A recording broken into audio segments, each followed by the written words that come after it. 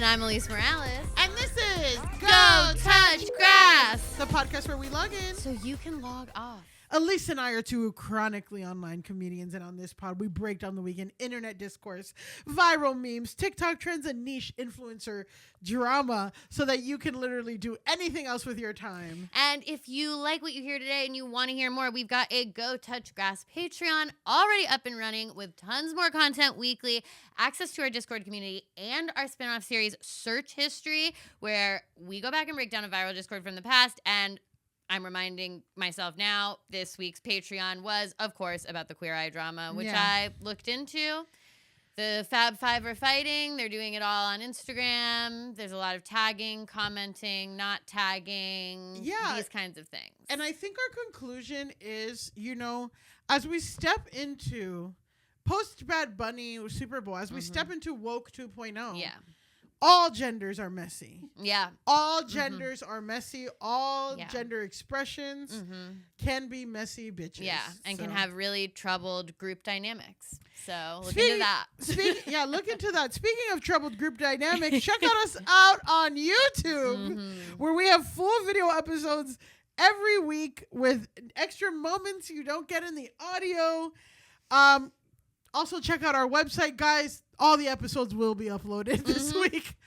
It's been a tough, crazy weeks, but I promise you, we're going to get to them. It's going to happen. It's going to happen. The thing is, we've been working so hard for our upcoming Valentine's Day party, February 15th from 3 to 6 p.m. at Love's Club in Brooklyn. We're doing a witchy, fun Valentine's party. It's going to be part comedy show. There's a drag performance. There's a tarot reader. There's flash tattoos. We're going to do a spell. Yeah, we're summoning Melissa Fuentes. We're summoning Nicholas Fuentes has a twin sister, and using our Latina Bruja powers, are summoning her to come on the pod because we know she has some shit to say. Yeah.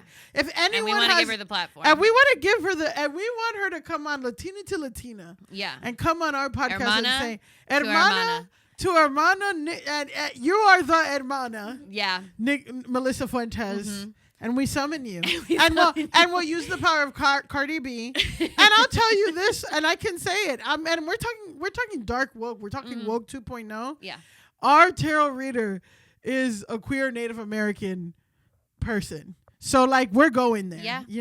We're leaning in woke 2.0. I'm so excited.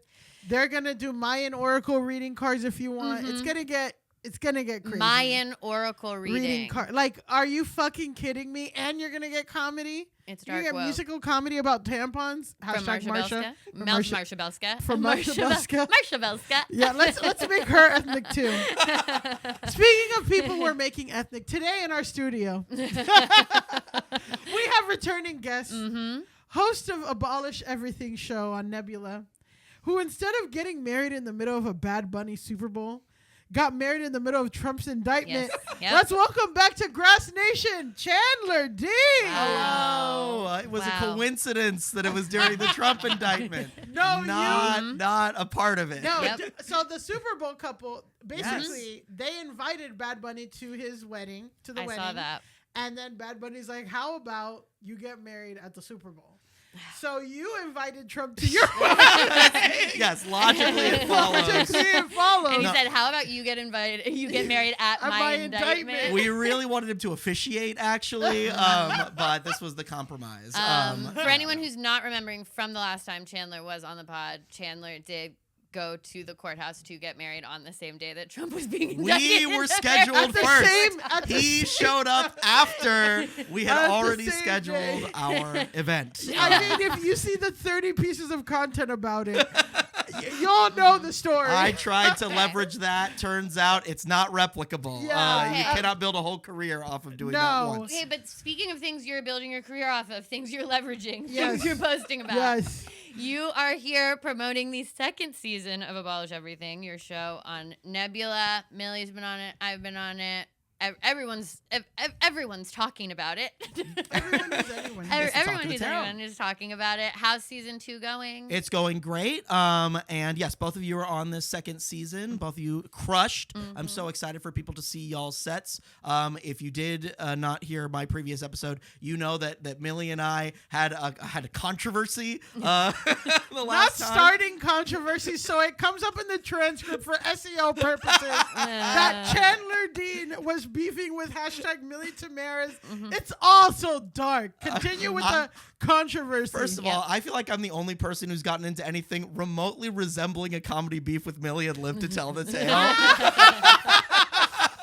No, you know why? But you know why you live to tell the tale is because I accepted responsibility where it was my fault. And and I'm saying, like, you did ask me. You asked me 4 times, but technically, you asked me only twice. You asked me 4 times. Okay, but you asked me.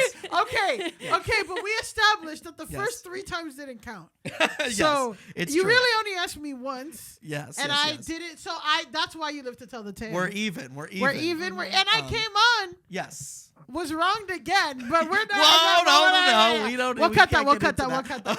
Yeah, we can't get into We'll it. cut that. But Millie's watch awesome the on this season. season of the show. Both of y'all's episodes. When is this coming out? Do we know? Do we have any It'll idea? come out this Wednesday. Okay, great. So they're still upcoming in the next few weeks. So check them out. Subscribe to Nebula now. Yes, Subscribe please. to Nebula You now. and the Swedish teens. that Yes. Have Yes. Nebula. We have a lot of sort of public transit focused teenagers who currently are watching the show. But if comedy fans would watch the show, that would be even better. Public transit focused. But yeah. Okay. Well, that's beautiful. Well, that's beautiful. That's Listen, I'm not inside of me there's a public. No, I can't even finish that joke.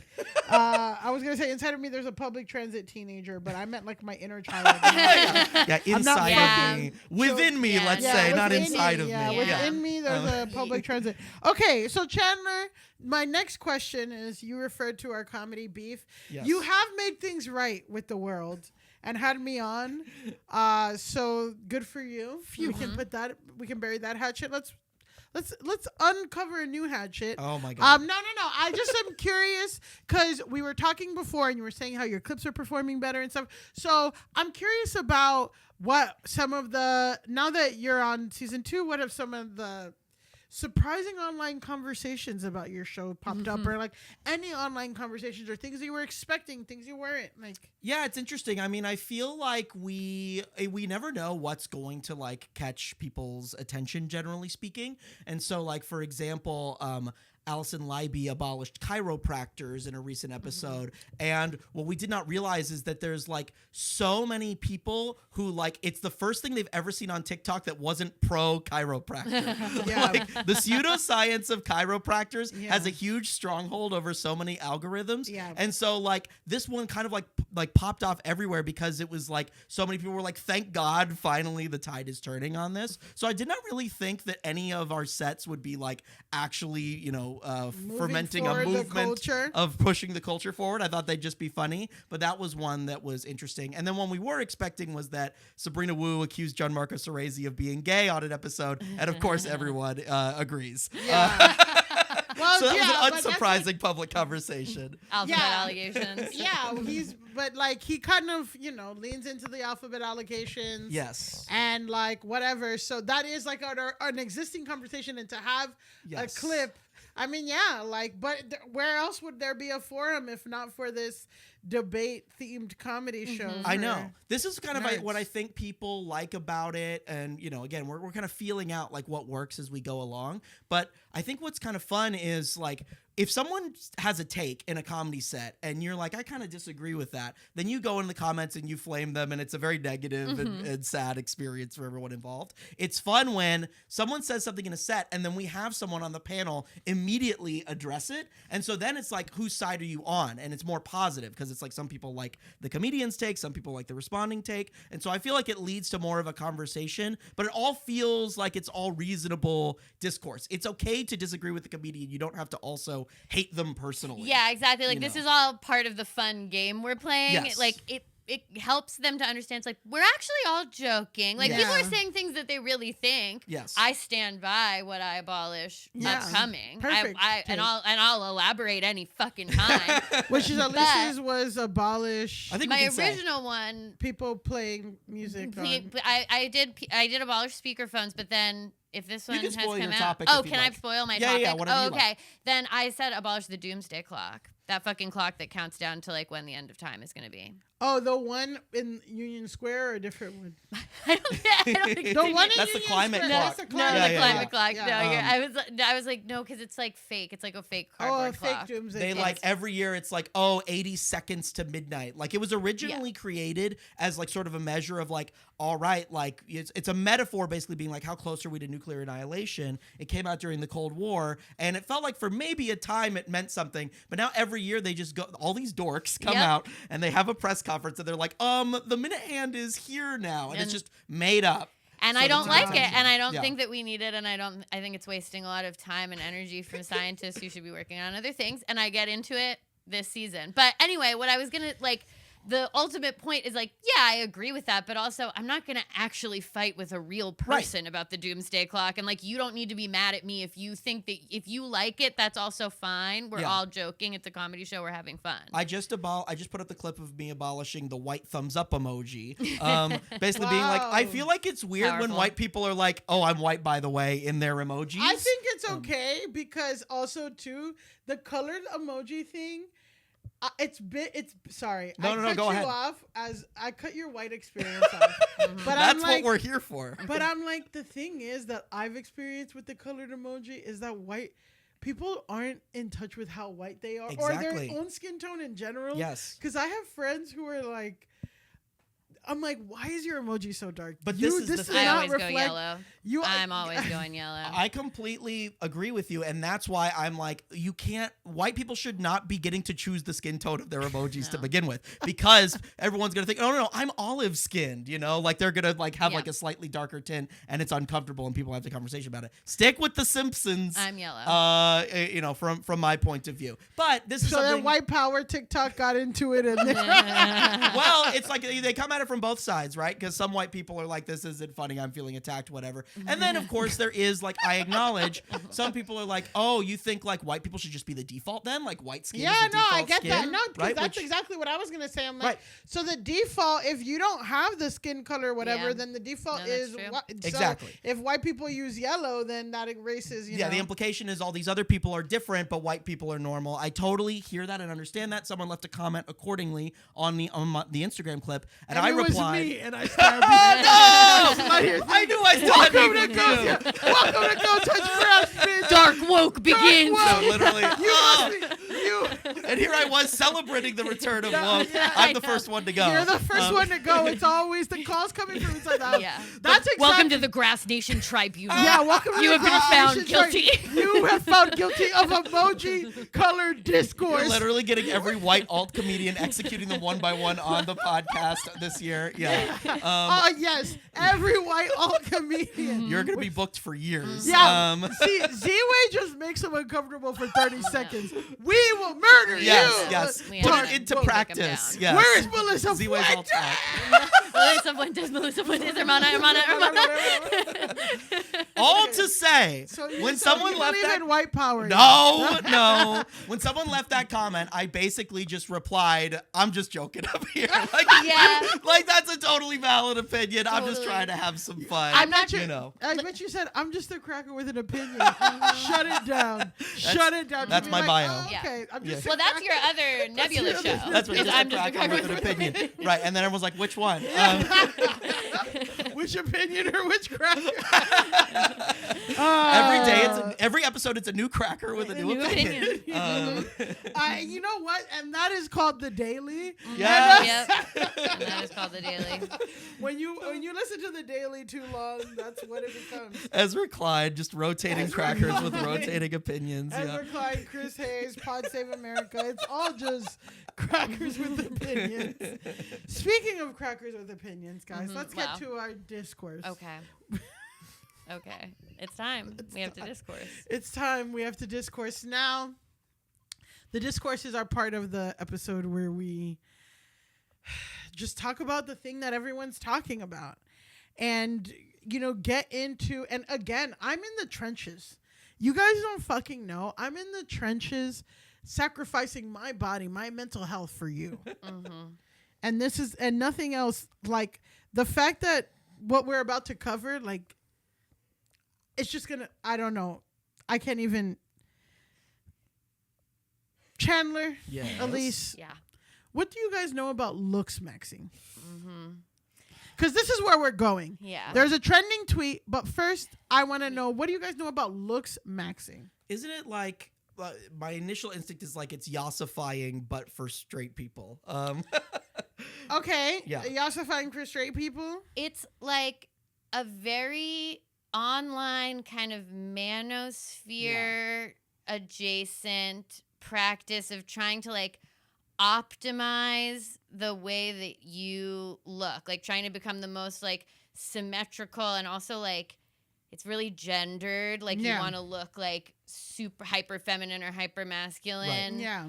And the idea behind it is like to be the most attractive version of yourself, because only by being like super by the books attractive in this particular way can you like get ahead or get anything in life. Like all of life is determined by like the symmetry of your face. And like, yeah, exactly. So, And they all want to look like handsome Squidward. and Yes. The men all want to look like handsome Squidward. Yes. Yeah. So, Looksmaxxing, the tweet of the week.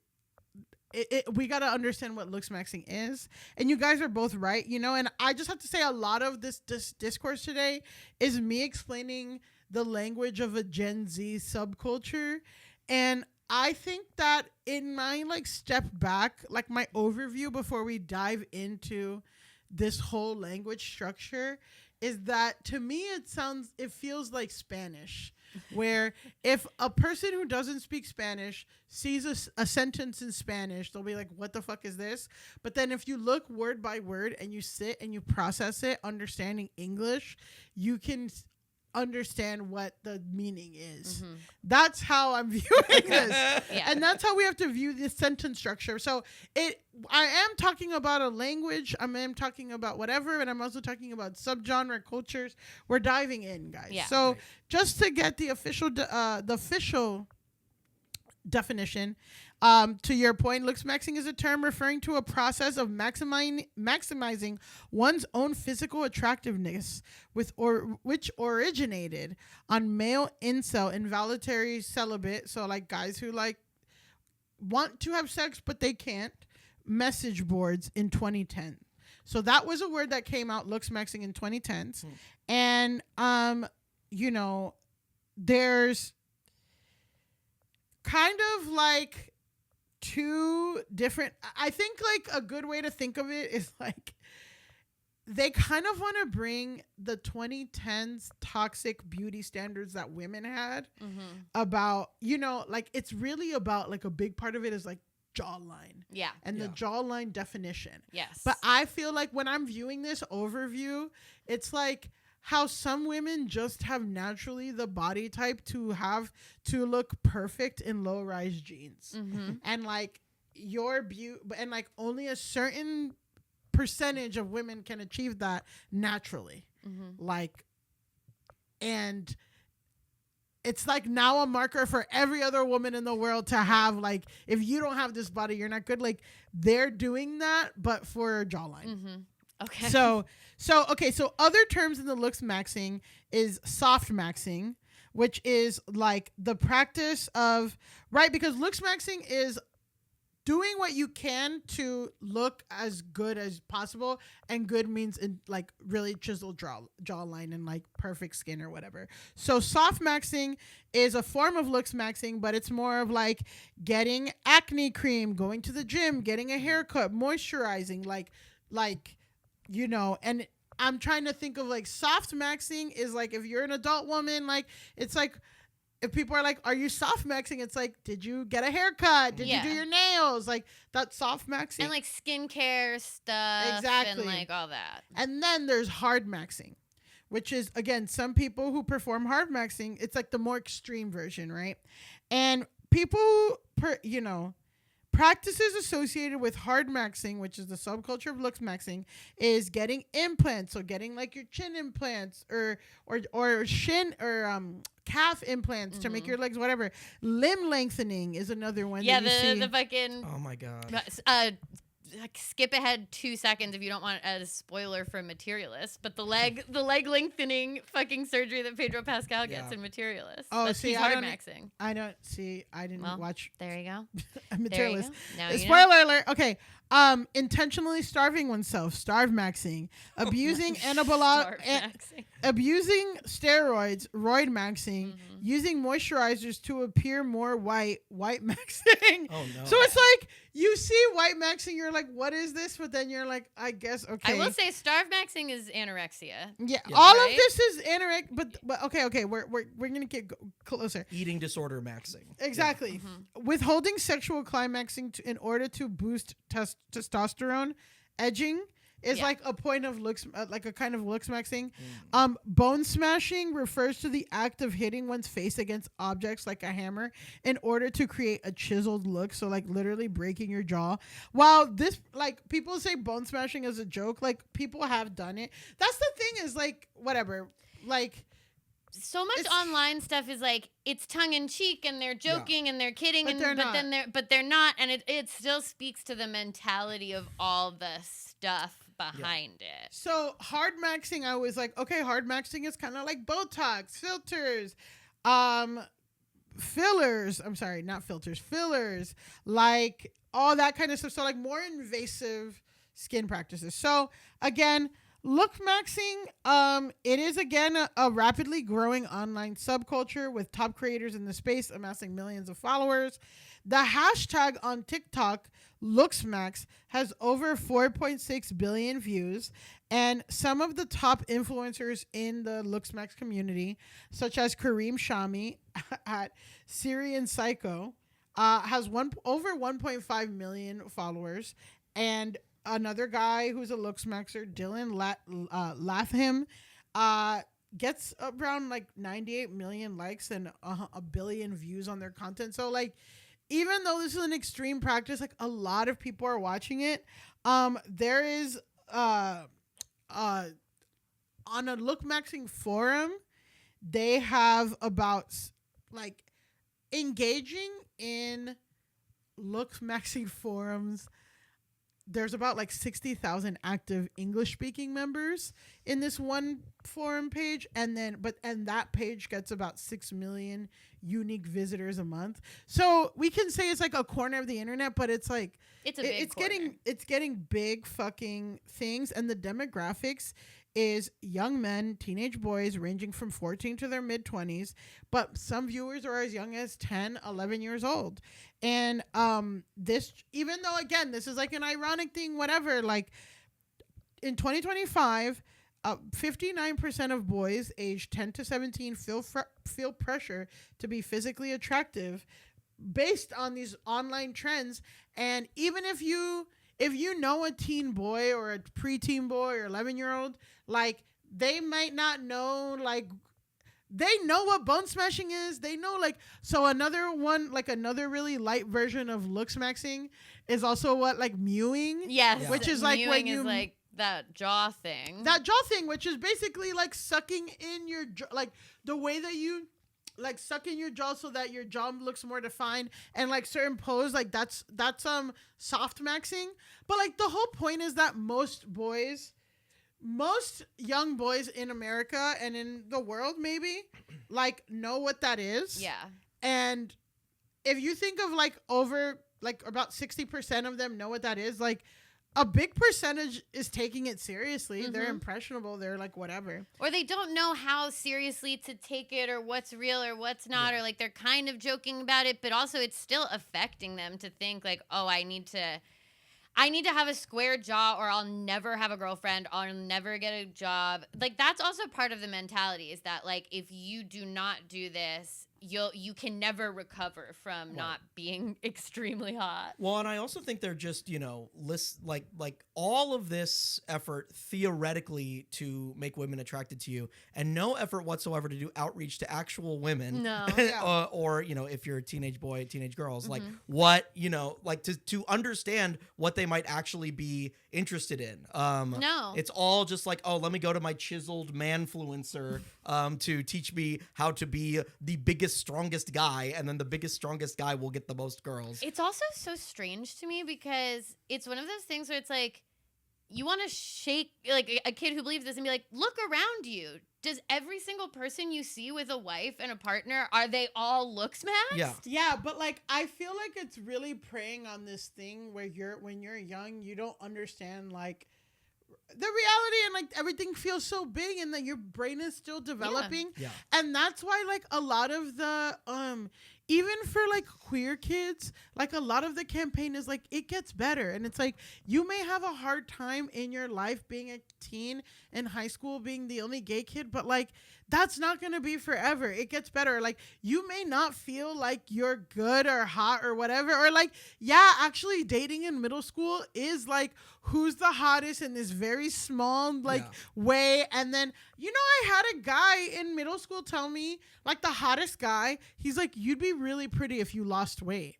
And then I'm like, that really stuck with me. And I like drank carrot juice for like a week and all that stuff. But like, I'm just like, now as an adult, I can look back and I'm like, oh no, that guy liked me and thought I was pretty, but like didn't want to like deal with it because whatever. And also I'm just, but like at the moment, right? So that's also why it's like it gets better and stuff. But like instead of hearing people say it gets better, they are seeing people who are like, here is like what it looks like, the most extreme, and like it doesn't get better. It's gonna be like this for the rest of your life, and the only way whatever is by doing these things.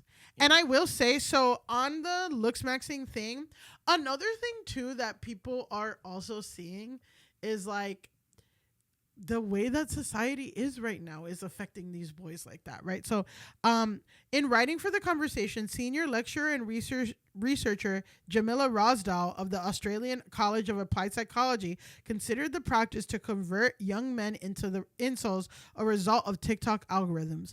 On the popularity of Looksmaxxing amongst young people overall, she wrote that, quote, where young people feel as they can't control their environment, they may turn to trends like Looksmaxxing as something they can control, attributing several real-world problems such as an unstable economy, an increase in young men struggling to get into relationships. Pediatrician Dr. Milang Agarwal said in BBC interview that Looksmaxxing perpetuates unrealistic physical expectations, prompting disordered eating habits amongst teenage boys. And that's a lot of what eating disorders are in general, though, is like a desire to like control your environment and control what's around you. And like, it's fueled by beauty standards and all that stuff. But like, that's kind of tale as old as time when it comes to this fucked up stuff is like, you're a kid, you don't know how to control anything, but you're like, oh, I can fixate on becoming Looksmaxxed. Yeah. Or the thing is like, right? A lot of problems when you're young, you think they're so easy. And you're like, which I have thought this too. And like, I'm sure everyone would point, if I was prettier, I wouldn't have this problem. If I was skinnier, I wouldn't have this problem. If my hair was longer, if my jaw was chiseled, I'd have no problem getting girl. And like, when you get older, it's like, oh, actually, like, probably most of your problems are you. Yeah. But like whatever. But like, you can't tell a kid that. No. Like, When I was 13, I was really like, I was extremely concerned with the fact that I didn't have huge boobs. And I was like, this is going to be a really big problem for me. For the rest of my life, I'm going to be fighting against that. And I don't is have it a problem, Alise? I mean, yeah, it's obviously an enormous issue. Yeah, but I'm like, no, I'm like, yeah. I'm like, no, because you figured out some other things and whatever. Yeah. Like, exactly the same thing. And it's like, yeah, do some people like people with chiseled jawlines? Like, sure, I guess, but like, I kind of want someone who like texts me in a reasonable hour I mean, truly, and has like, engaged with there's the a idea lot of of ways therapy. And to make up for not having maybe like, again, full handsome Squidward face. Yeah. The other thing that I feel like is happening is the media diet is so different than it was like 10, 15 years ago, where like I feel like we spent so much time in like middle school, high school-ish on like on social media where you're actually connecting with other people that you know. And there were problems there where you like compare yourself to like the most popular people in school and you're like, why aren't I more like them? But now I feel like, you know, people like kids are not using as much social media, if at all, that's dedicated to connecting with people you've met in real life. Yeah. They're either consuming on TikTok, YouTube, Instagram Reels, or they like are in Discord channels with like closed loop groups Yeah. of people, or like even using Snapchat is like not the same thing. It's not the same kind of like public forum that it was, where it's like if I posted something stupid on Facebook and a girl was like, "Ew," she would comment it, and I'm learning. Yeah. that Yeah, like you're more interacting with people from other walks of life. Well, that also too, right? Like there was a tweet that I read on one of our episodes like a year or two ago, where it was like this guy was like, hey, he posted in like an incel forum or something, and he was like, hey, so like I went to community college and there was a guy, like everyone was kind of like nice to me, and there was a guy who like he was balding and he had like a nice girlfriend, and like people didn't care about like the Chad stuff, and like no one talked to, like he was basically like, hey, I went into the real world and like no one gives a fuck about anything that we talked about. And it's also, so then somebody summed it up of like, yeah, this guy actually touched grass and like connected with the world, and is like, it's not like this shit. Yeah. So like, but if you get a kid when they're super young, and again, like you said, that adolescence that's literally what it talks about. Middle school is such a particular time, and you can like swoop in and then like swirl them around and make them isolate themselves before they have a chance to realize like, oh, this actually isn't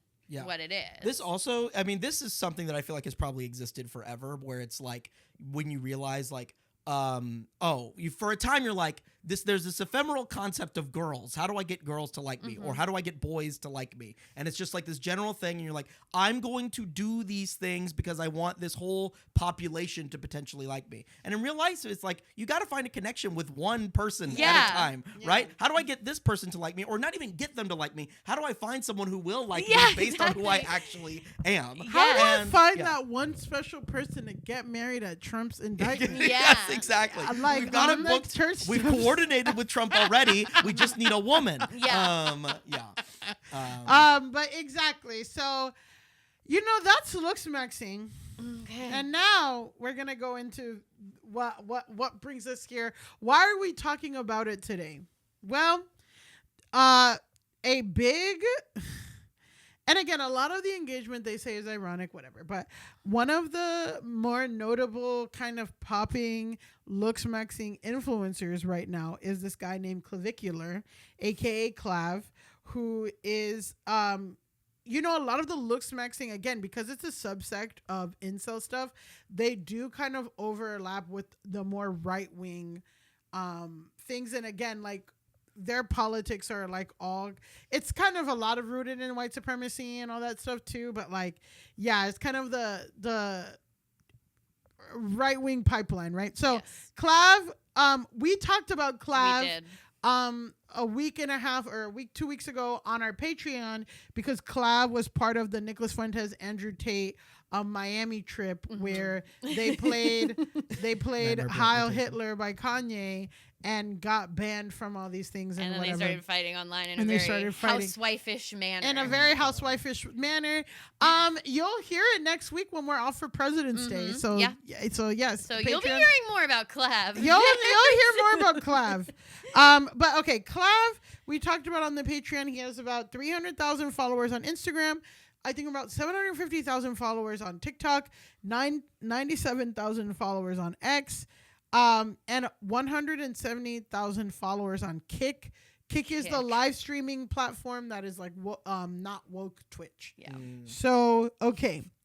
Just whenever we talk about these guys, there's always some new platform. platform. That, like, So Rumble is the right wing YouTube. Yeah. Kick is, exactly. like, he's Where's got Parlor? I haven't heard about Parlor in a minute. Parlor fell off. I feel like Parler lately. did Truth fall Social off. ate Parlor's lunch. I think so, because Parler was like the tweeting one. Yes. Yeah. Yeah, so Truth Social, because Donald Trump, I will say, like, But I do feel like Truth Social is just him.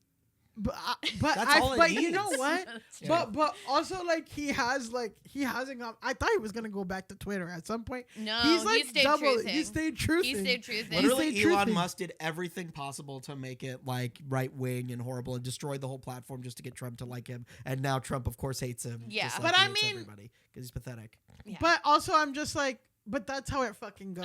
Of course. The more you make yourself trying to you know what I mean? You gotta be like yourself. Zoran. You gotta not want him to No. like you, and then he'll like. and you. then Exactly. he'll have Well, this stars is a good in his lesson for eyes. boys and girls as well. Exactly. Yeah. When you do your own thing and you're not abashed about it, that is actually That's the most attractive. that's the most attractive. That's confidence. Mhm. Okay. That transcends everything. Politics. Exactly.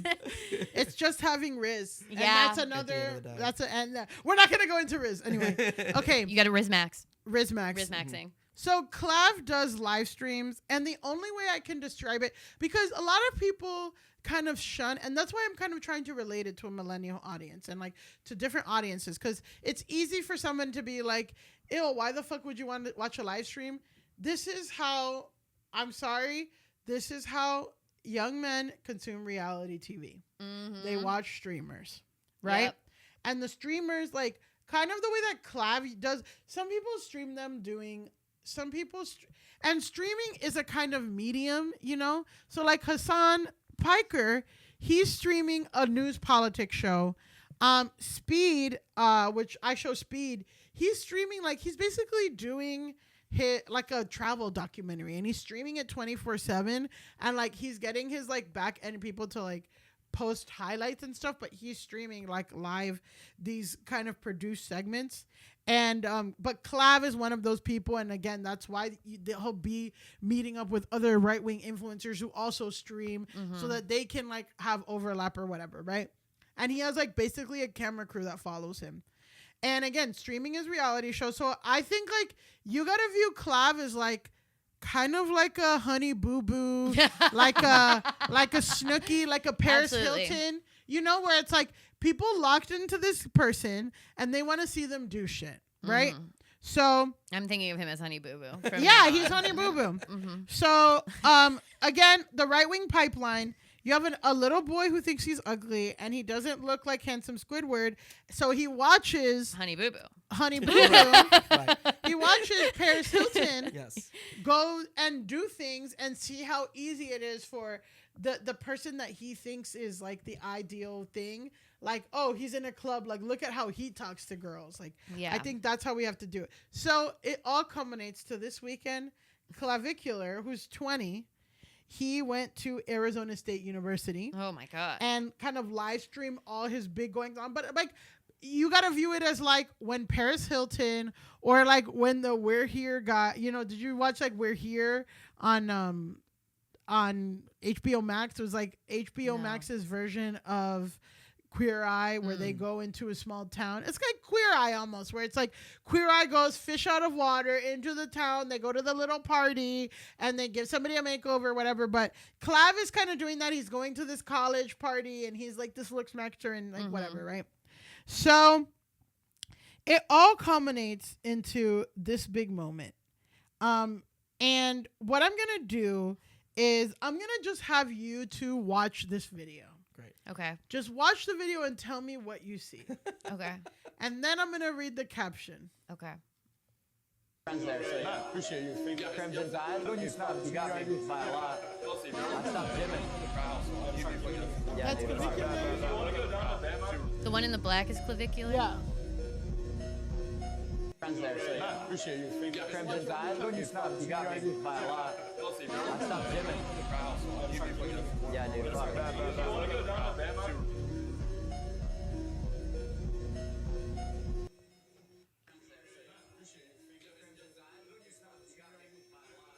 So did you hear what he says? No. No. He says, you got me by a lot.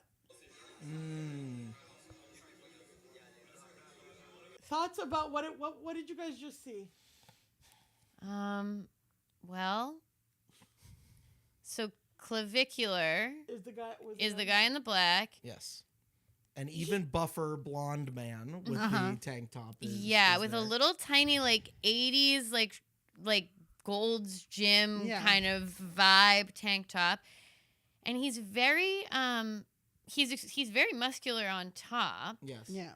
Kind of tiny head, huge shoulders, tiny waist. Yeah. Action figure. Yeah, sort of yeah, body. very Yeah. He-Man looking type guy. And you would say like it was like a meet and greet, like It looked like a meet and greet. It looked like they were meeting and greeting. Yeah, Yeah. and Clav was like, "Oh, you got me by a lot," like, Mhm. Yeah. right? Yes. Yeah.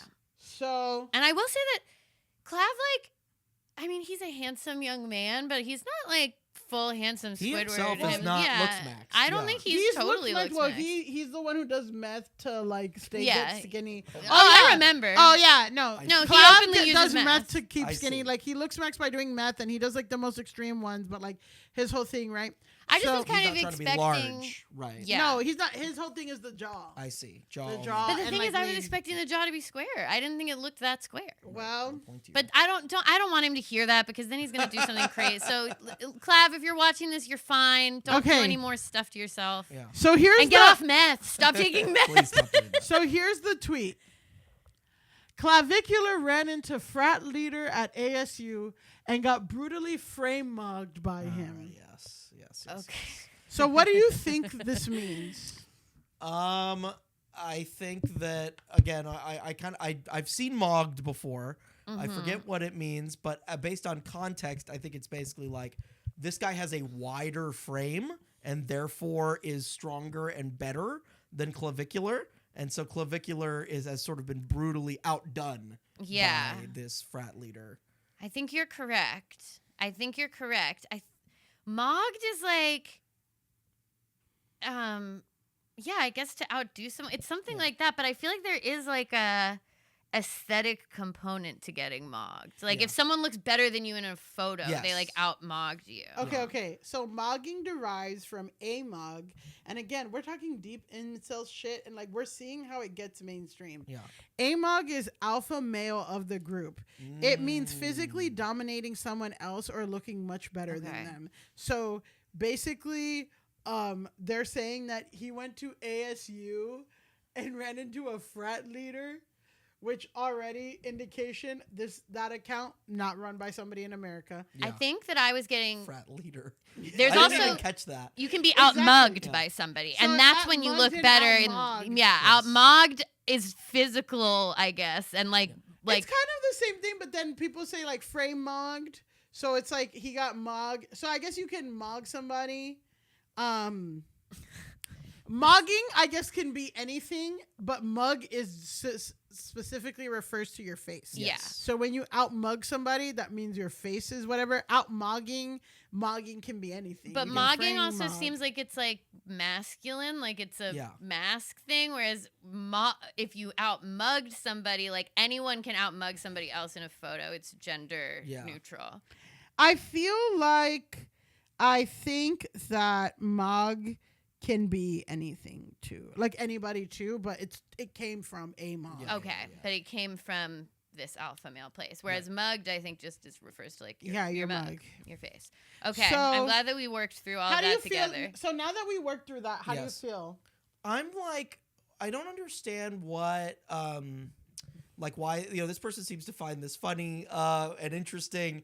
And I'm like, is the idea that Clavicular like can never encounter someone who's stronger than him? Like Yeah. he's supposed to be the strongest guy in the world. He doesn't look that clavicular. Doesn't look that strong. No. I also really can't stress enough how kind of bizarrely proportioned, and I'm sorry Yes. to say he's a handsome young man, but the guy who's frame mugging clavicular Yeah. looks very strange.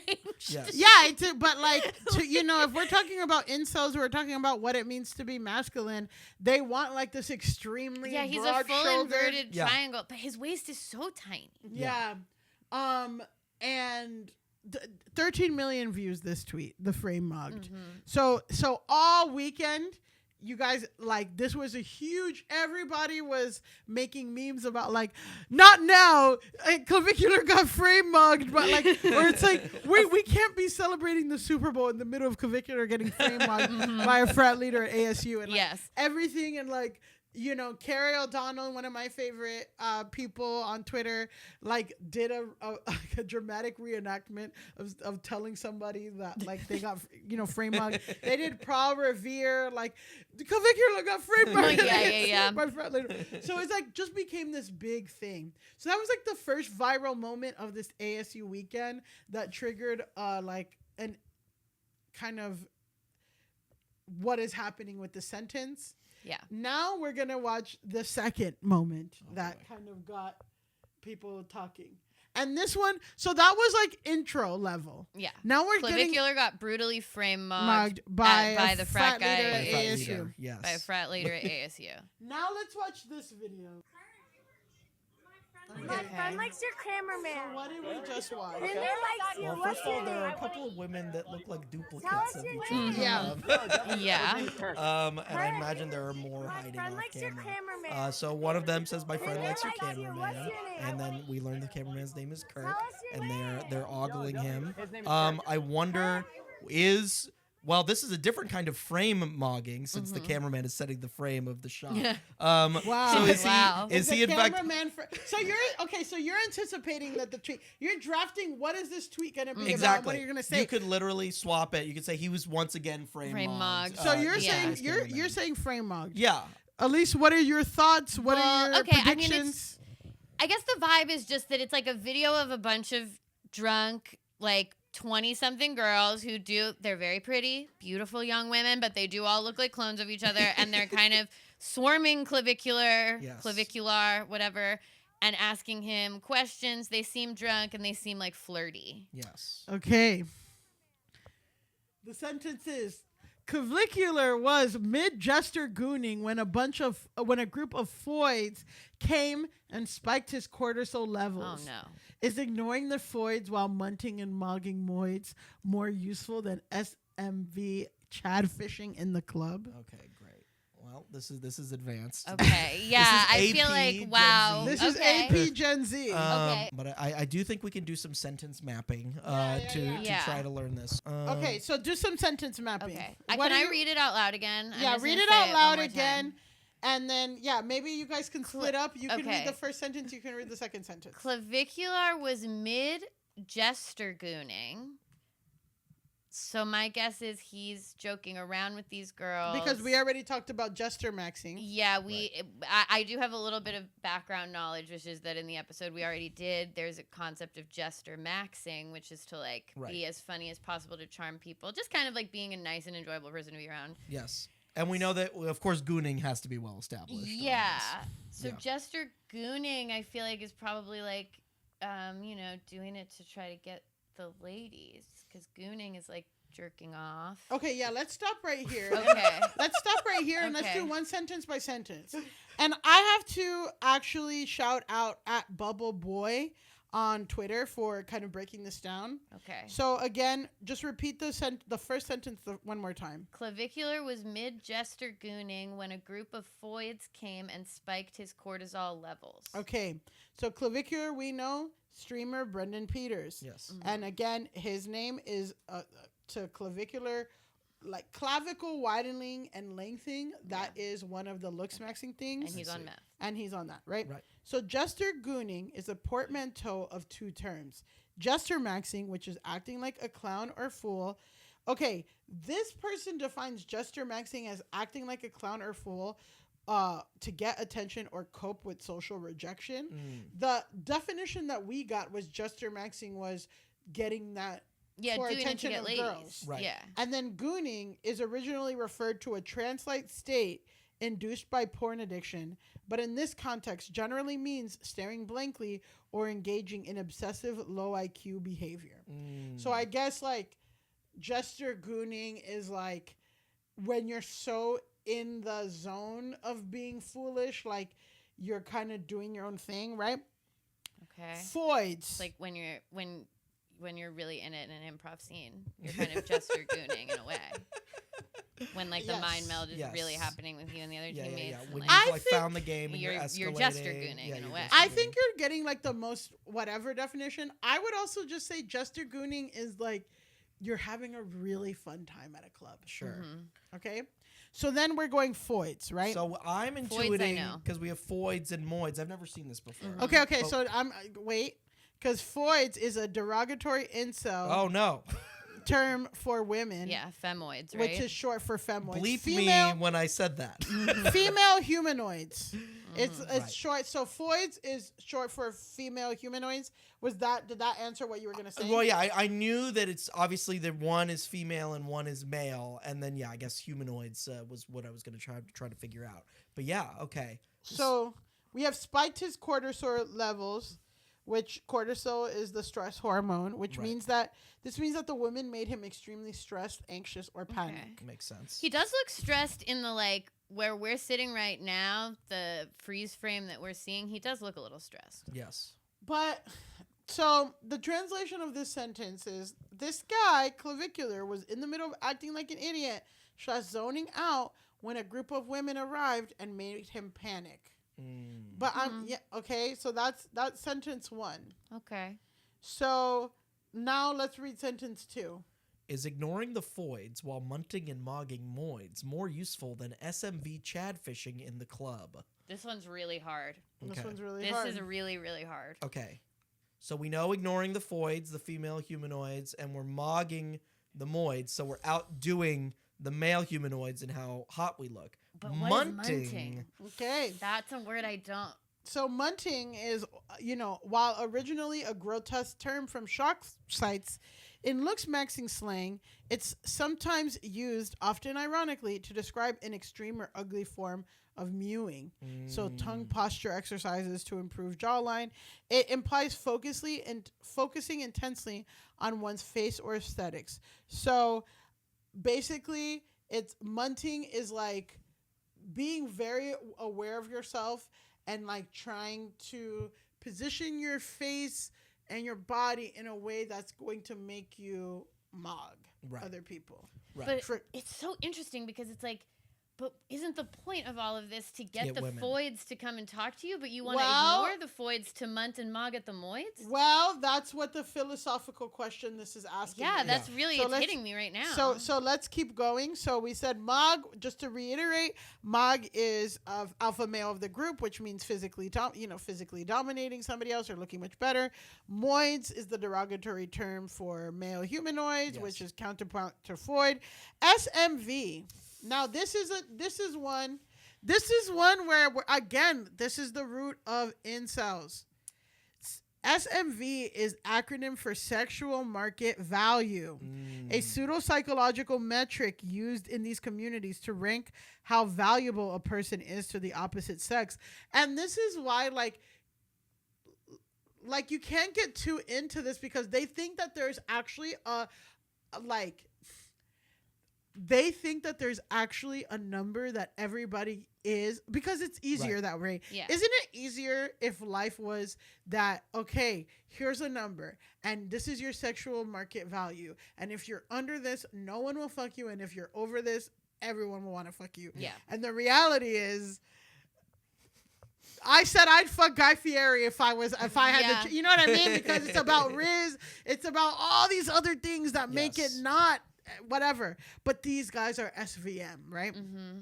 So then we have Chad fishing. Okay, can I take a guess at Chad fishing? Yes. It's because a Chad is like, a Chad is mogged. ultimate handsome He's the ultimate mogged handsome guy, guy. yeah. So is Chad fishing like putting yourself out there for like women to see, like to see how handsome you are, like maybe the opposite of like munting in a way? Well, people say so. The combination, it's a combination of Chad, the archetypal, attractive male, which is often talked about in incel things, and catfishing. So this is something which this is a practice that a lot of guys are doing. Sometimes guys will do this in their friend groups, but creating a fake profile using a male model's picture, but some to see how women react. So basically, they have this view. So there's two things, that are happening.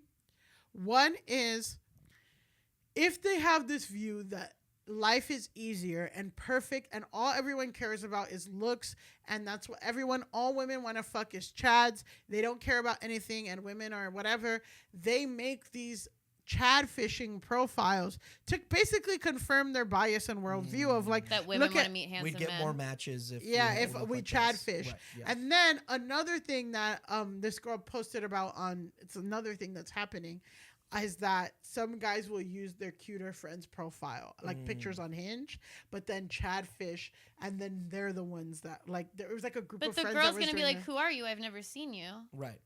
so stupid. I But mean, it's like chad fishing is catfishing, but I guess it's like a subsect because it's with chads. But I'm just like, but what's the end game? Because once the girl shows up and you're not who you said that you were, she's gonna be like, "Well, who are you?" Well, a lot of it is like malicious to waste their time. Yeah. To like confirm that like women only care about this, and like if I look like this, I would have an easier time than if I did. But I'm just like, yeah, anyone sure, could do that. anybody could, but they're viewing. But like that's the thing, they're viewing everything into like sexual value. It's like weird, right? Yeah. So I got to get my SMV up, because if I had this SMV that's in the picture, then I would get these matches. Got to go back to the gym. So let's read the question again. I mean, let's read the thing again, and Okay. then I'll read to you the translation. Okay. Clavicular was mid-jester gooning when a group of foids came and spiked his cortisol levels. Is ignoring the foids while munting and mogging moids, popcorn Chandler, more useful than SMV chad fishing in the club? So what this sentence means is it asks a philosophical question within this specific internet subculture, which is self-improvement and dominance over other men's homosocial competition more fulfilling than seeking validation from women through deception? So that is like what they're coming. That's the conversation that's coming up. See, I feel like munting and mogging moids should not be actually paired with SMV catfishing in the club. SMV catfishing, I feel like munting and mogging moids is the opposite of like jester maxing to attract the women. Right.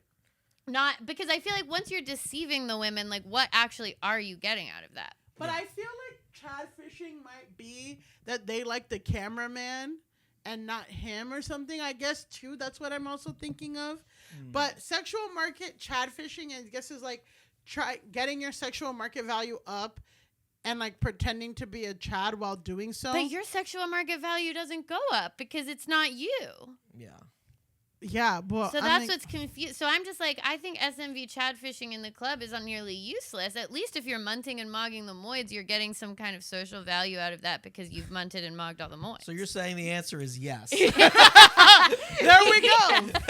But you're saying homosocial competition is better than getting the attraction of females in this way because they are not being honest. Because they're not actually If you were actually attracting females, if you were jester maxing or jester gooning, and you were actually attracting females, then I would say that's way more valuable than munting and mogging moids. But they're not even considering jester gooning as part of the equation. No, it's right? not actually. They're not even offering me. like he was doing the right thing the whole time if he was jester gooning. Yeah, that's where this was tripping Well, they me don't up. think jester gooning because they think know. jester gooning is humiliation. If Right. That's not jester the gooning, fundamental jester flaw. maxing.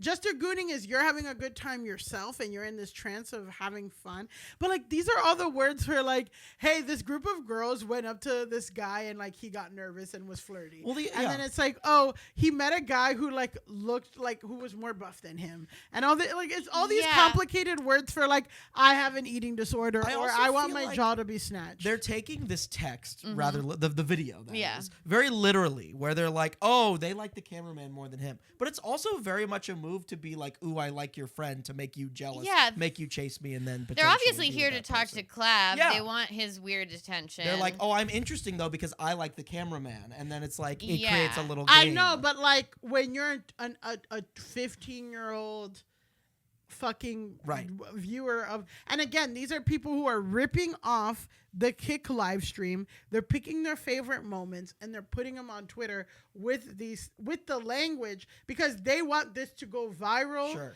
What happened is that these tweets happen all the time on Twitter about like Chester Maxing, gooning, whatever. It broke containment and went to the main page. Yeah. And then everybody started like dissecting and talking about it and just because when you're outside of the vacuum of this shit, you're like, what the fuck are these people saying? Yeah. When you know, I mean, we just had to spend 15 minutes breaking this down. and like, but when you know that like 60% of young boys in this country knows what that's can disturbing. speak this, can have proficiency. Just like if you take a little white kid from Kansas and you drop him in Mexico, he'll know what's going on He'll get in him 2 days. proficiency, yeah. You know, these kids, these little 14-year-olds, even little woke ones, they know what this means. Right. Do we know if Chrome Heart 600, the author, is deliberately leaning into it? Like, is it supposed to be funny to begin with?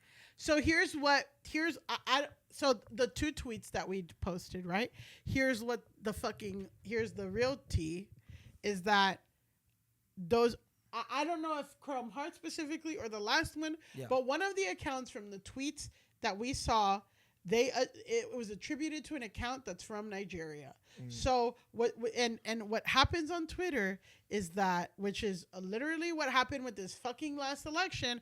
We didn't get a chance to cover it, but what they found was most right-wing accounts are not based in America because Twitter now monetizes engagement. So what happens is you have these people who live in different countries where the dollar is very powerful and they make a fucking good salary, hundreds of dollars a month, like not enough where anybody in the US can live completely, you know what I mean? But they're making good money saying shit like, I hate black people, and then having a bunch of fucking people comment on it, and then they're getting a residual thing. And also, like, they a lot of the pro-Trump accounts are those people like commenting and engaging and saying like, I don't like Cardi B or this and that, those things. So what I think is happening, and I'm sure that like the competition, like obviously you want it's kind of like a niche market of these engagement baiters because they know that like these Looksmaxxer things will get some form of engagement. They will make some kind of money from it, but I just don't think he anticipated. But like this has 22 million views. Yeah. And then it has 3,000 likes, 28,000 likes, 3,000 comments. Like that is getting a couple $100. And to somebody in Nigeria, that's life-changing money. Yeah. So it's like, it's again, preying on these young little boys, and Elon Musk created a system that rewards more of this shit being published and put out there. And there's no counter programming and there's no nothing on the other side. So just to round out Clavicular's trip to ASU, he does get arrested.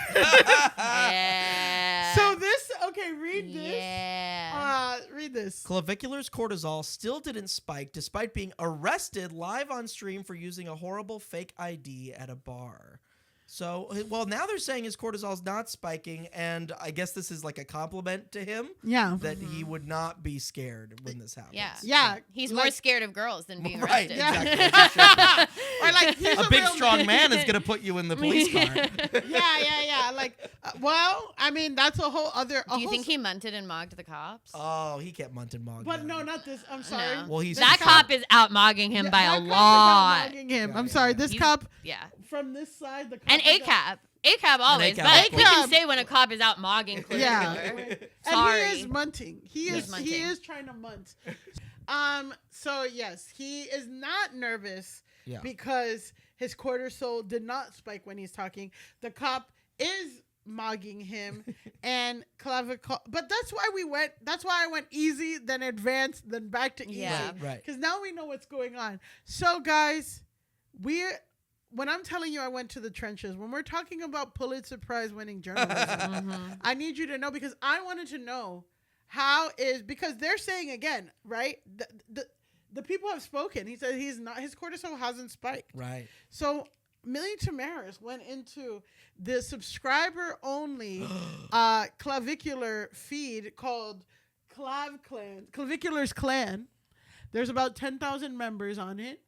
and there is it's a subscriber only feed that you can only like the biggest fans of Clavicular can be on it. And I was just like, I want to see what they're saying about Clavicular and going to jail for a fake ID. Here's one of the posts that I had. Jail maxing W. Incredible. Oh my And God. So here's a jail maxer. So here's supposedly, and this was the rumor, right? That Clavicular, who is 20, he went to ASU, which I'm like, if you're 20 and like, why are you going to bars? Like, you kind of want to get caught. And the tea and the theories is that he wanted to get caught so he can have a sexy mugshot where he's, and then some people are saying this mugshot is AI generated. We don't know.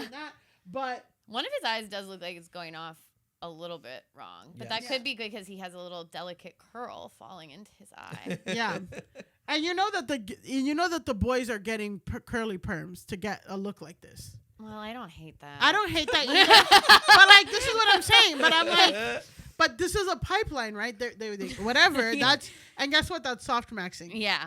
The boys That's are soft okay. maxing at 11. If they want to get a little curl going. They're soft maxing. So anyway, and then this is a side by side with Clav and Nick Fuentes, and it says jail maxing W, and it's by Asian Groiper, at Cozy Mithra, and again, Groiper. That's allegedly the group that the guy who assassinated Charlie Kirk is in. So we're in great company with. But I'm saying like this is a thing. So I continue to go down the Clav's Clav, and I see the message that Clavicular gave to his followers in his subscriber only fan page, and he said, "Going live soon. They didn't give me access to food or water. The whole night I was in jail, so I need to eat first and call my grandma." Okay. So I thought that was pretty funny. I like that Clavicular is Clavicular 0. He didn't get Clavicular. He didn't get one. Well, it's too first thought of a name. Yeah. He got out and Yeah. He didn't get food or water, and Did he has not to call. username Max. I know. Yeah. He has to. He got brutally user mogged. Username He got mogged. and he's munting right now. I wonder, what do you call calling your grandma? Like grandson maxing by calling calling your grandma. That is grandson max. That is grandson maxing. And then I was like, well, what is his followers saying about the arrest? And Chandler, I'm gonna have you read this because, you know, I'm sorry if I was auditioning for who would be on this site, I would choose you over Alise. Let's look and sound the part. I'm just going to read it without reading it. I live here in Scottsdale. From everything I've heard, one of these sorority foids' dads has the direct line to Scottsdale police and made the call. They really wanted Clav bad. It's so fucked up. So what do you think?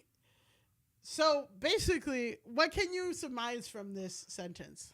Well, it's like he's being falsely, Nicholas Mateo thinks that Clavicular has been sort of falsely accused of wrongdoing here. Or that he was like, the Foyd's dad Oh! has a direct line to Scottsdale Yes. police, so the Foyds wanted him Right, so bad but they the were dad like, was we're like, gonna no. have the police. No, I'm thinking that they think that she used her connections via her dad from the Scottsdale police to capture Clavicular Right. by police. Yeah. So Yeah. because they wanted him so bad and it's fucked They up. wanted to fuck Clavicular so bad. They had the police called- capture She him. called her dad to call the police to get him arrested for using a fake ID. Wow. This is how these guys are thinking. This is how they think the world works. I mean, Is do we that- know they didn't? Do we know that the Foyds weren't involved? We, you know what, Alise, you're right. We don't know. We if don't, the we don't know Foyds- anything about the Foyds. Foyds will reach for comment later. We'll reach the Foyds for comment. Also, Yeah. Guys, if I insert anything here, it's because we reached the Foyds for comment. comment. Why do you need a direct line to the Scottsdale police? I don't think they're that hard to reach. No. I feel like if a bartender or whatever called, it could just work just as well. Also, like somebody getting arrested for a fake ID At ASU. at ASU, Right, that is like crazy. why? But you're saying like it shouldn't happen, or it It's should like happen. I just like what doesn't need to be a conspiracy, right? Like It's not I a just feel like that's conspiracy. every Yeah. night. a guy with 5 cameras around him, Yeah. using a really bad fake ID. Yes. Yeah. who pisses people off. Also, a famous 20-year-old. Right. A famous 20-year-old Right. who was literally banned from every club in Miami last week for saying an anti-Semitic Kanye song. Yeah. Has cameras and is using a bad fake ID. Well, I'm also interested in it had to be a man that came in and made this call, right? It couldn't be that someone else at the party was calling. One of the sorority Foyds had to get a real man, a dad, to then make the call to the police to get the actually make police this to happen. come. There's no way that he could have gotten his comeuppance from one of the No, Foyds no. directly. And this guy votes. Yeah. This guy No, votes. I know. This guy votes. In Arizona. In Arizona. This He's guy's a voting in voting- Arizona. Extreme This is Amazing. who we're sending our postcards to. Amazing. Yeah, Kirsten Cinema's exactly. #1 fan. Exactly. So anyway, that's just a little bit of what happened. And all of this culminated, now that you speak, now that you're fluent in Gen Z incel speak, which again, I'm like, we got to be paying attention to what is being said over there. We need to know. What they're saying, why they're saying it, all that stuff. And you need to talk to you need to get a young boy in your life and be like, hey, no one cares about, or people do care about your jawline, but get a beard. If you don't want it. There And, are options. There are options. Be cool. Be funny. Be this. Jester be that. Max. Jester Max. Jester Max. Please. Yeah. Jester Max. You need to dog. be Jester Maxing in the club, not SMV Chad fishing, No, not don't munting or SMV mugging Chad Lloyds. You need fish. to be Jester Maxing. So this all builds to a tweet that I saw that me and Alise are going to get into the nitty gritty of the Bad Bunny Super Bowl at another time, maybe on Patreon.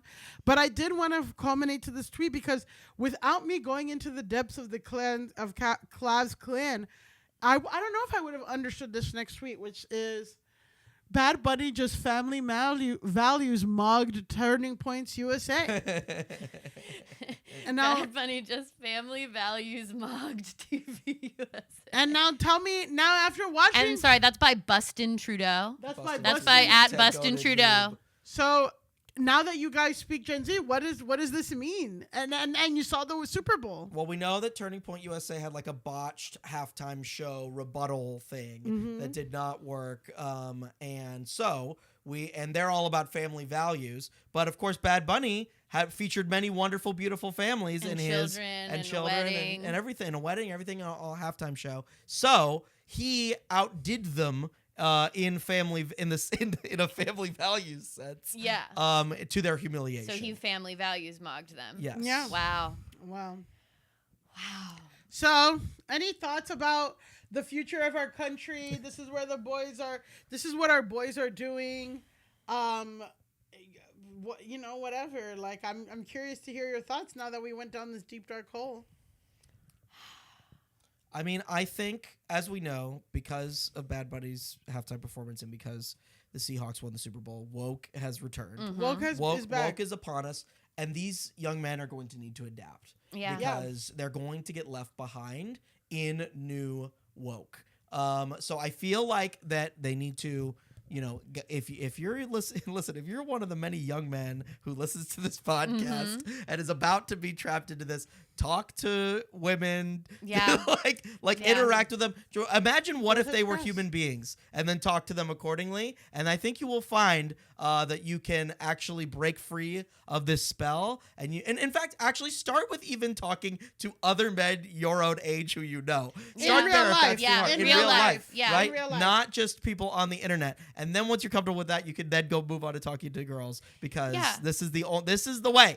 This is how you connect with people. There's no shortcut. That's the only way to do And it. just look around and be like you see a man and his wife at the grocery store, right? And you're like, is that man Looksmaxxed? Yeah. He's probably not. Probably not. Yeah. And there he is. He's doesn't wipe getting well. mogged by his wife. Yeah, getting like mugged. you, Yeah. you Right. like just open your eyes to the world. Now, see, my dark thing is I think we need some Looksmaxxers on the left to radicalize these guys back. I'll do it. We need yeah. Okay, We I'll need do people it. that speak this language that are bringing we need to find a tool that de-radicalizes. Okay, these guys. I'll take meth. Yeah, to I mean- lose weight. I mean, unironically, I do think Hassan and Stavi are, Yeah. are doing this.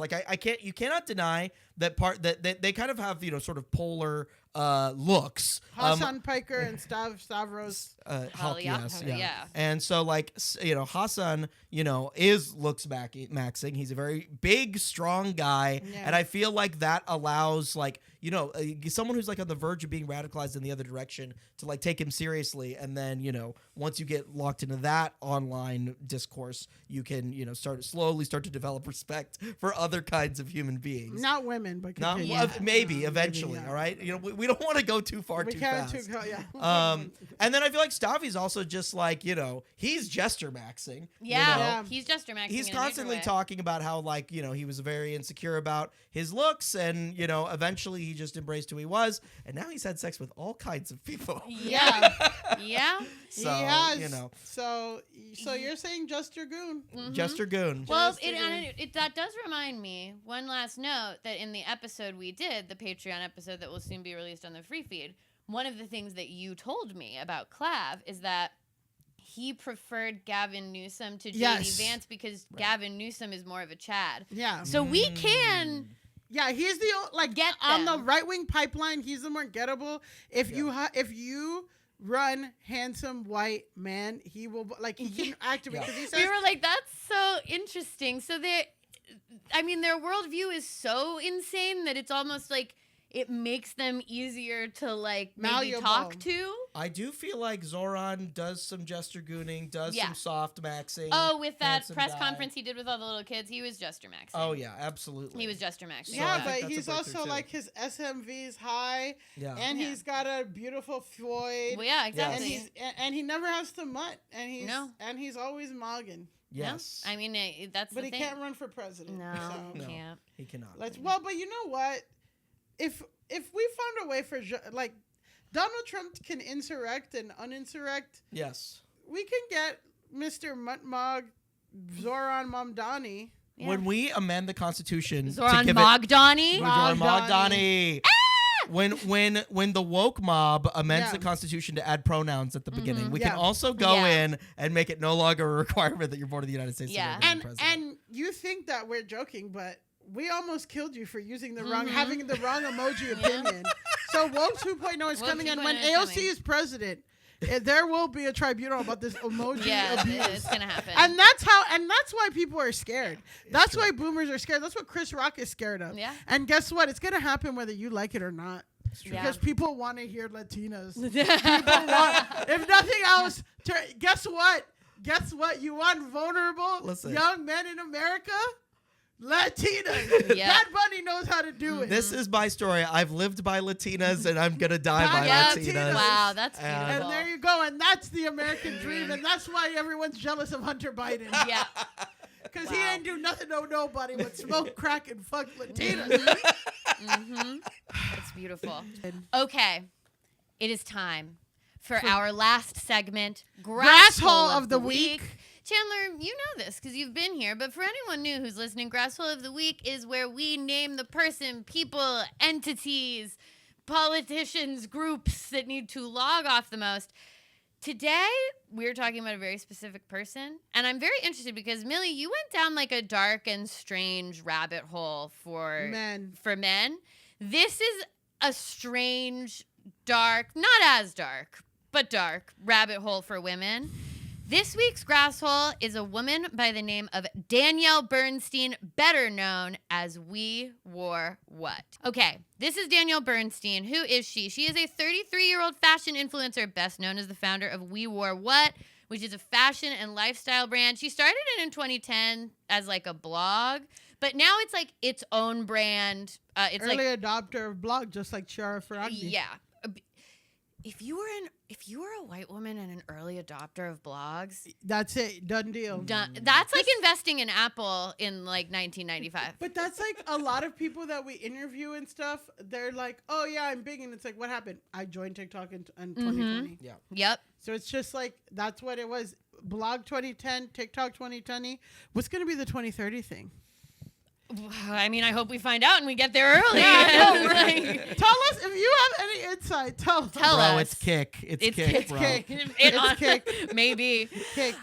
Okay, but Danielle Bernstein, so she's the founder of WeWoreWhat. It's a brand, big deal. She was Forbes 30 under 30. Okay, so she's a criminal. Yeah. Well, put a Who pin in hired a that. PR Put firm. Put in that. She's a criminal who hired a PR firm. She's written a memoir. She released a credit card. We'll get more into both. Put a but- pin in credit card. and her releasing a credit card. We're going to talk about it. Basically, she's very OG girl boss vibes. Yeah. That's her whole thing. So I'm going to now, before we get into why she's going viral right now in this moment, I do need to do a rundown of her past scandals. Yeah. And before we get into it, just these are her profiles. Her handle is always WeWoreWhat, but it's her personal account and it's her brand. She's got 3.2 million followers on Instagram and 138,000 on TikTok.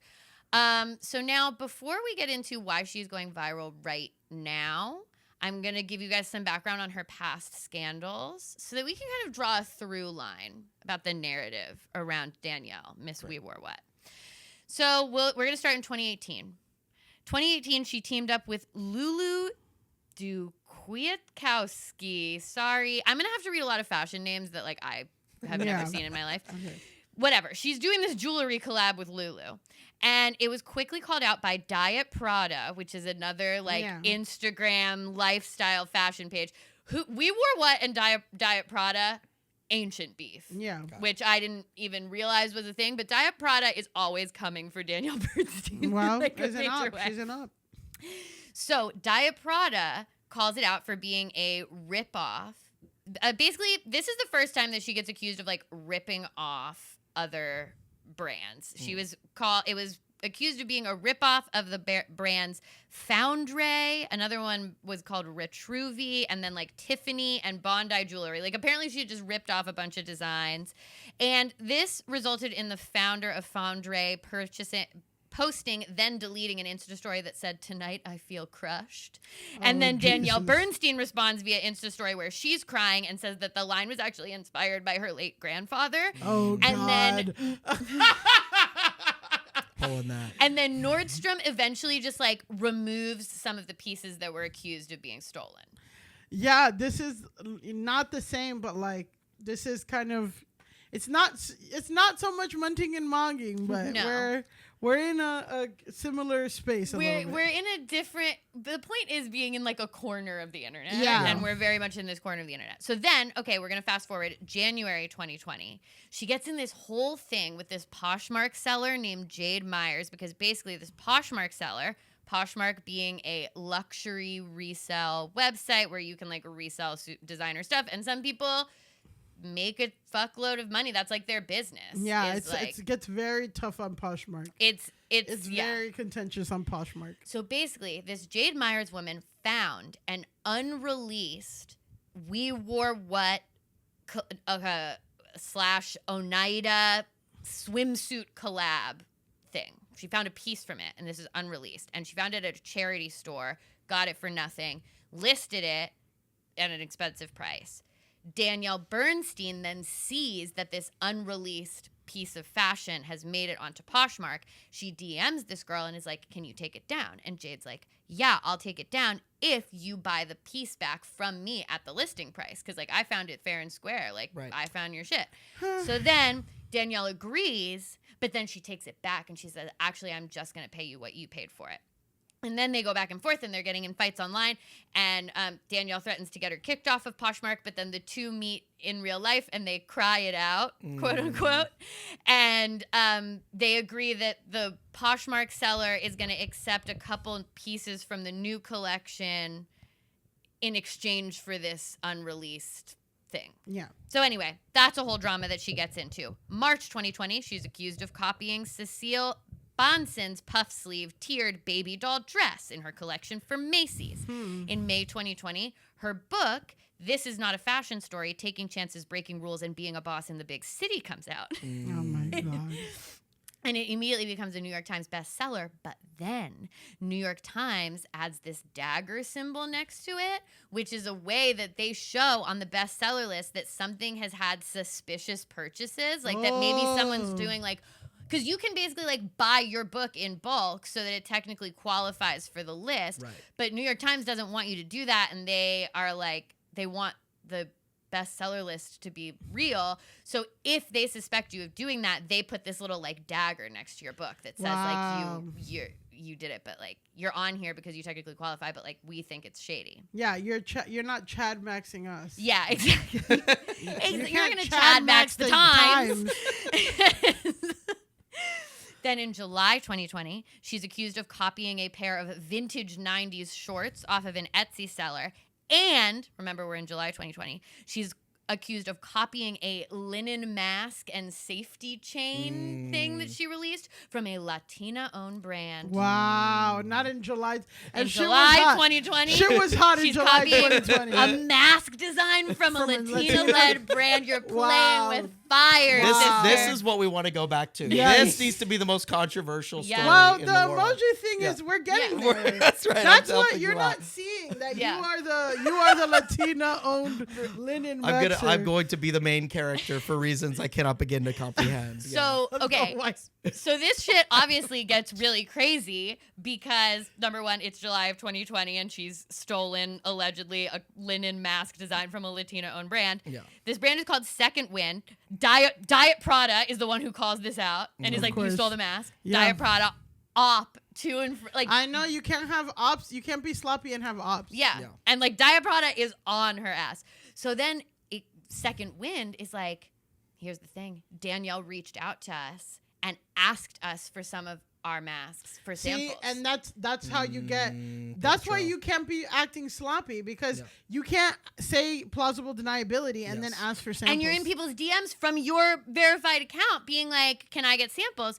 So then Danielle gets on Instagram, starts crying, says she defends herself, but then she's also like, but I'm donating the rest of my masks and also another 5,000 masks to healthcare workers. And then the masks are like quietly removed from her website. Yeah, but I don't think a healthcare worker wants a linen mask. Like, They In want one that July works. 2020? July 21. Like a thin ass mask that looks fashionable. That's absolutely. You might as well be giving smallpox. I mean, that is so funny. Yeah, and toss such a out the good point. N95 and put on the linen mask. Yeah, while with a working little with safety patients. chain. Yeah. The little cute It's chain. Cute though. Okay, same month, she spotted partying in the Hamptons without a mask on, goes on IG and is like, I have COVID. Yes. So we're speeding up the scandals. October 2020, she's accused of copyright infringement again by the Great Eros, which is this Brooklyn lingerie company.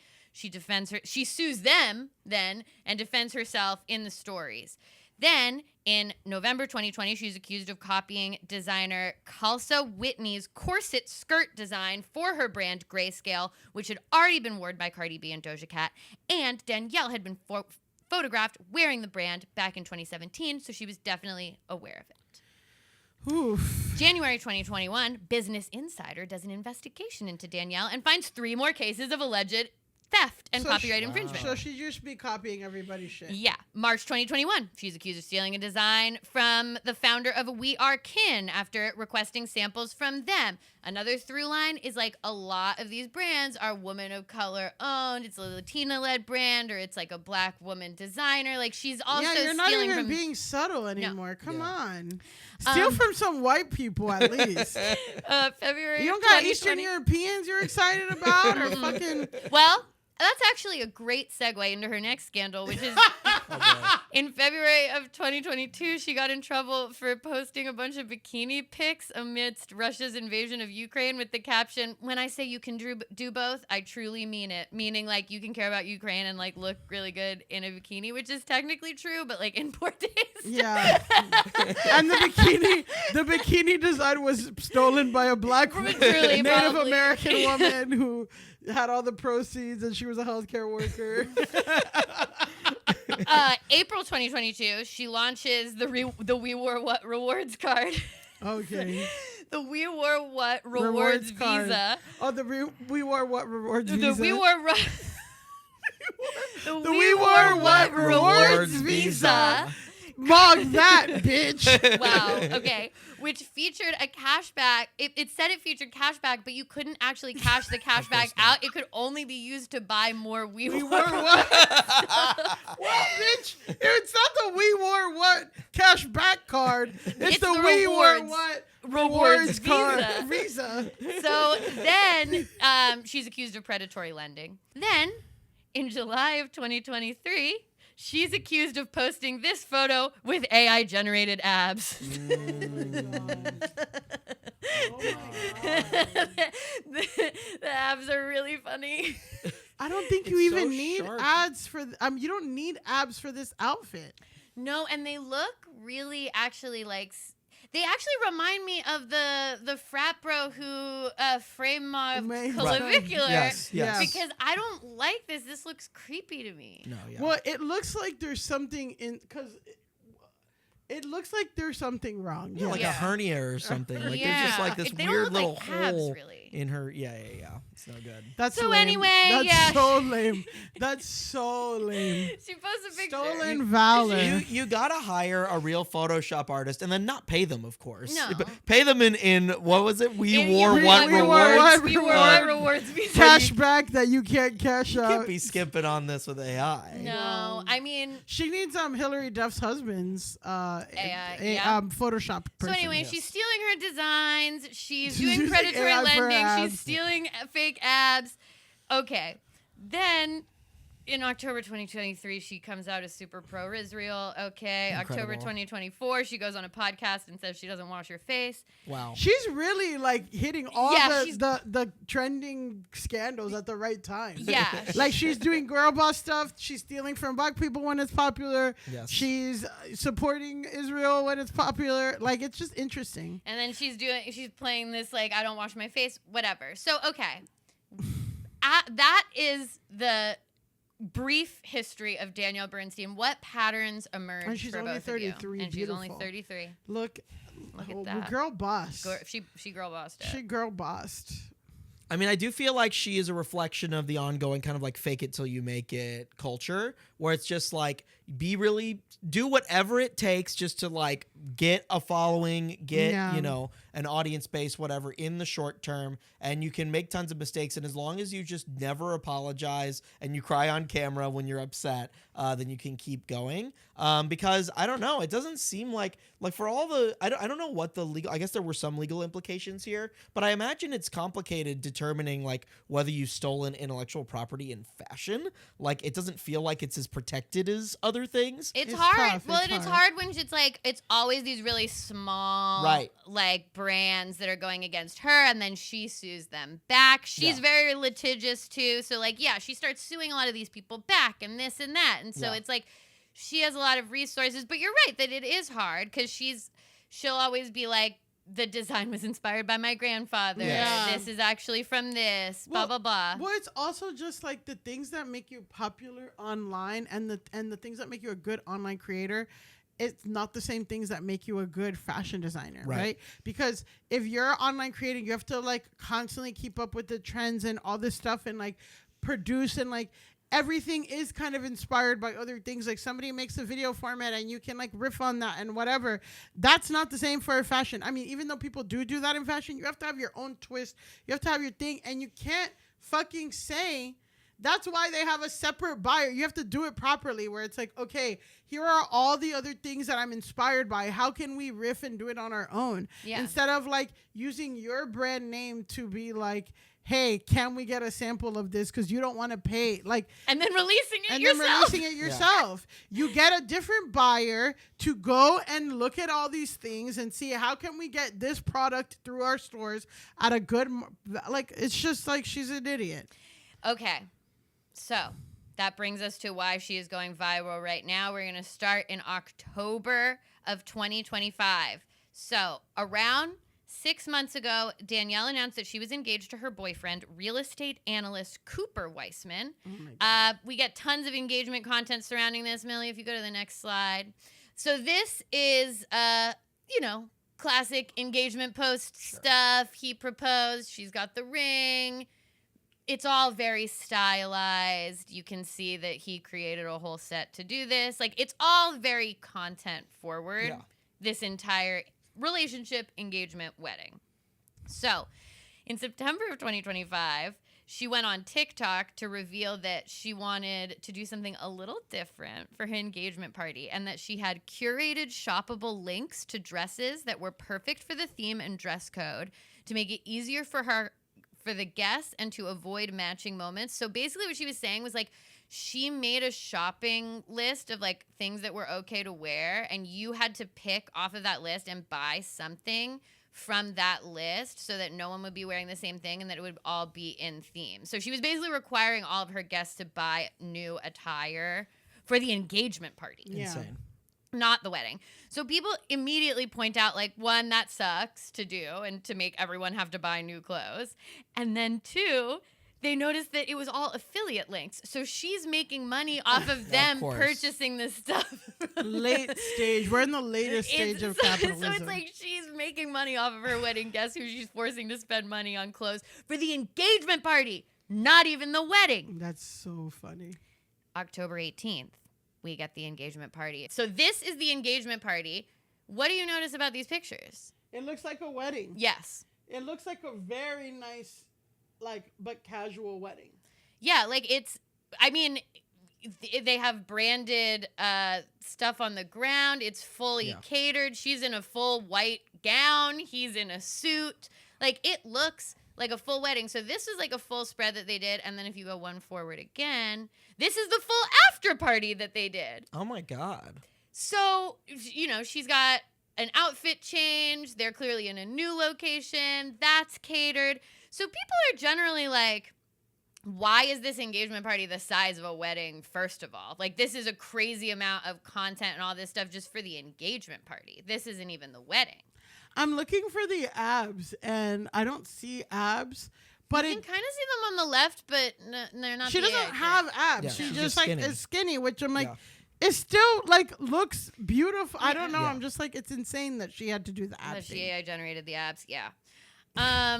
So okay, this is causing all this chatter because people are like, this is a lot. And also, like, again, weddings are a hot topic. Yes. People will always have something to say about weddings. If you want to get Exactly. people pissed, do some wedding shit. And that's the thing is people don't like what she's wearing or they do like what she's wearing. So it's causing all the normal amount of like discourse that she likes to start anyway. And also, she is also doing some crazy shit, which is having these crazy things and also the shopping list. Yeah, you would think these were pictures of the actual wedding, not the engagement party. But the big controversy comes after TikTok user @BeOrBuy posts this. I left my first ever hate comment, and it was towards Danielle Bernstein, the WeWoreWhat girl. It obviously got deleted within like minutes. And I just want to talk about it for a second because I haven't seen anything about it online. Her speech she gave at her engagement party is nearly identical to a speech a girl on TikTok gave at her wedding. The only reason I noticed is because I saw the first girl's video like the day prior. And I was like, wait, this sounds awfully familiar. So I clipped them back to back to back, which I'll show you at the end. It's not illegal. It's not illegal, but it is funny because she constantly gets accused of stealing from small creators. And it kind of checks out that she would steal a wedding speech as well and use it as like a blueprint. I don't get her, and I know it might be a stretch. And if it is a stretch, totally fine. Forgive me, please, but it is funny. All of the the other decisions that go into planning a wedding, there are so many like little tiny decisions. That's Danielle. And really the most easy decision, and the one outside of marrying this man next to me, was who we wanted here on this very special day. The easiest decision on both sides. The man I stand next to and saying yes to him was who we wanted to have here to celebrate us. I love you all. We love you all, and you are so a part of our story. I love each and every one of you so much. I'm so grateful that you're such a big part of our story. My God. Okay.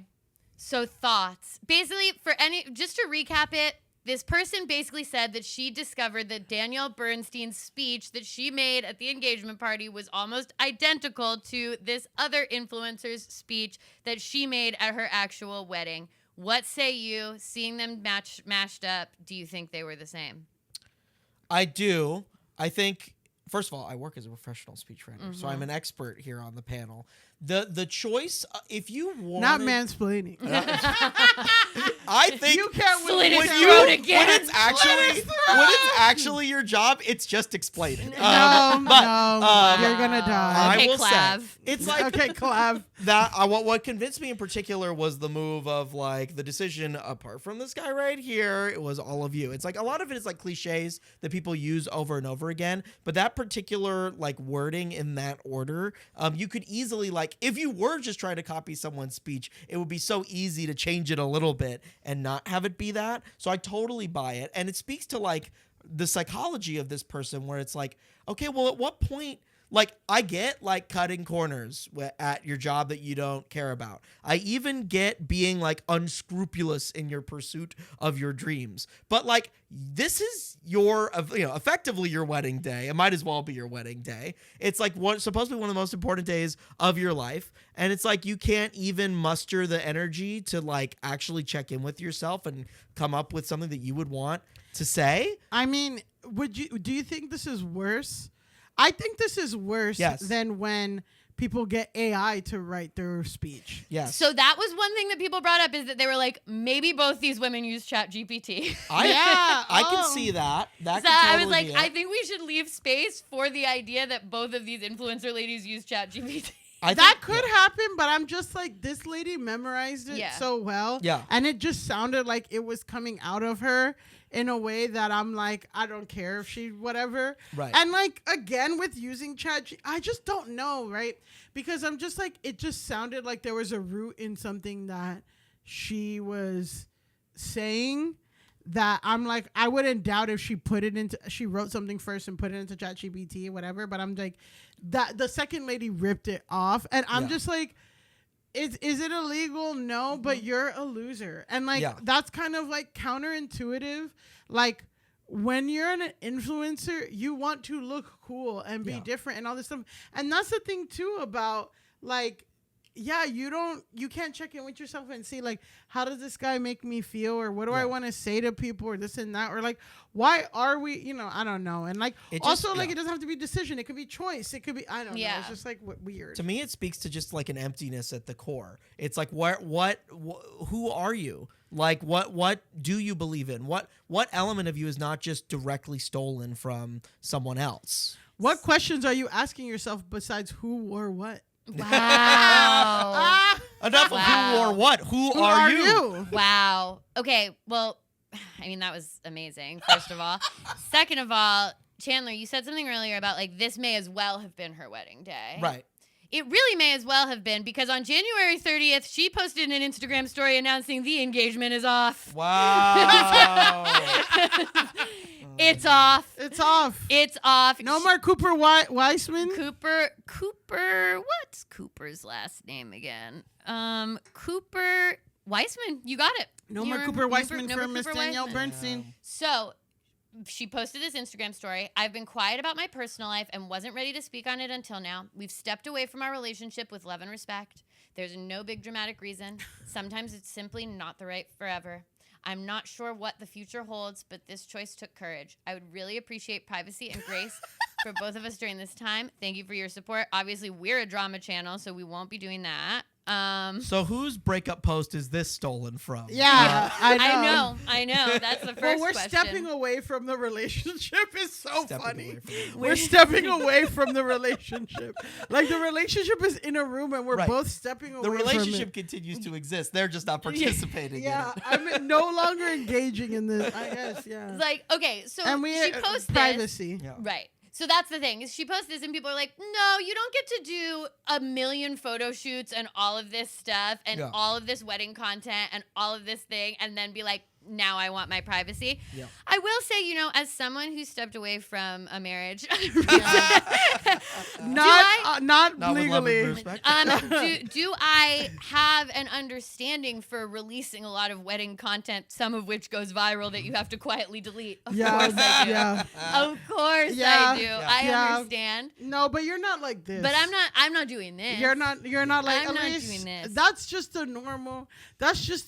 You're a content creator on the internet who was married once. That's different than Miss Tale Danielle. as old as time. Tale as old as time. Tale as old as time. Well, it's all you didn't make people buy tickets to your comedy show for the engagement party either. Well, And no, then you no, didn't. no. Okay. Imagine I'm like, oh Not my quite, god. but stop. Okay. Not quite, but you're getting warmer, so let's move All right, we're on. gonna leave it alone. Yeah, we're gonna. We need to. That is not true. Okay, but that is not true. No. But you did have a marriage comedy show. Yeah, but that was after we got married, and it was just called Just Married, and the theme was that other people who were married. No, you were didn't on have it. a comedy show exactly, but that's why I'm like. I'm like, stop. no. You Okay. didn't have a comedy. No, Alise. I did want not to just sell. be clear that I did Alise not have did a not comedy sell. show related to my wedding in any way, shape, or All form. I'm saying. Not at the wedding weekend, which other comedians do that, Yes. and we will That's not why be I want to naming be very people. clear that I did that not do Alise that. did not, and I can testify that. Thank you. I'm Okay, stopping thank you. That was Chandler why I from was worried. getting We're gonna move on. We're gonna move on. quick, too close to the I'm reality. not getting Yes. too comfortable. Danielle. Yes. Chandler is so sit in the Latina discomfort. Yeah, he understands. Melissa Suentes is sitting next to you. She is an uncomfortable Latina every day. You get 2 hours a year where you have to sit in Latina discomfort. Listen, I have Latina discomfort every holiday season. All right, I'm well acquainted with it. Danielle, it's like imagine being her friends. Like being you her spent all friends. this money for this the sham. Oh my of God, an you had to event. buy a $500 dress. Yeah. She from got her. the kickback from the promo code. Can I Yep. say something? The dress I wore to Elise's wedding, $20. I don't give a fuck. And it broke that night. It And broke at the wedding. It broke in the Single ceremony. single use. And I will say that Single use. even Yeah, Shen. even with Shen. my bridal party, I was like, it just has to be emerald green and satin, whatever Great. price point that works yeah, for yeah. you. Either Great. way. Anyway, I'm not talking about my failed marriage. No, not fair. It did fail a little bit. So that I'll cop I'm to. setting it- We I'm didn't have a comedy show, but we did yeah. get divorced. So point is, Can we step away from this subject matter with love and respect? No. we can still step have away. 5 We're more stepping slides away with to love and go. respect. We have 5 more slides to go about this bad divorce. But Danielle is lame, and you are not because of why. Because of, here's the thing. Okay. So what has come out since they stepped away from the relationship? Allegedly,